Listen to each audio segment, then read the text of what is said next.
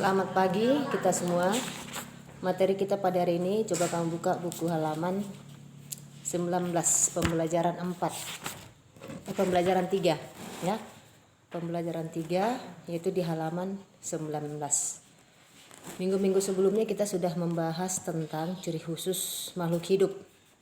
Namun yang kita bahas di sana itu mengenai hewan. Nah, sekarang kita masuk kepada ciri khusus yang dimiliki oleh tumbuhan. Salah satunya kita ambil contoh yaitu tumbuhan hidrofit. Ya.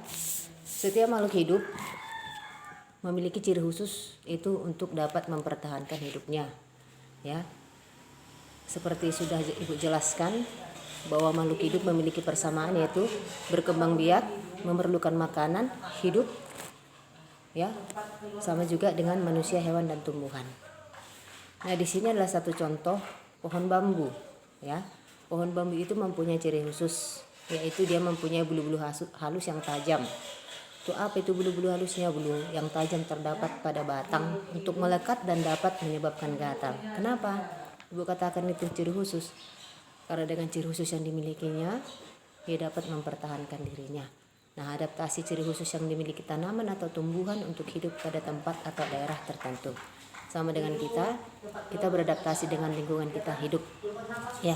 Nah, jadi berdasarkan habitatnya, tumbuhan dibagi menjadi 3 jenis ya, habitat tempat tinggal. Berdasarkan habitatnya, tumbuhan dibagi menjadi 3 jenis. Yang pertama, kangkung ya, kangkung atau hidrofit.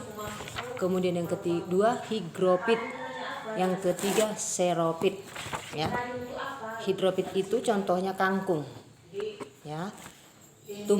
Tubuhnya ada di permukaan air. Akarnya berada di air, memiliki rongga udara dalam batang atau tangkai daun.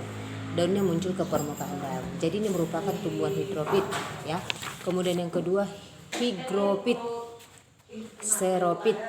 Nah, jadi dari 3 bagian ini berdasarkan habitatnya, kamu boleh baca bukumu apa perbedaannya hidrofit, higrofit, xerofit. Hidrofit, higrofit, dan xerofit.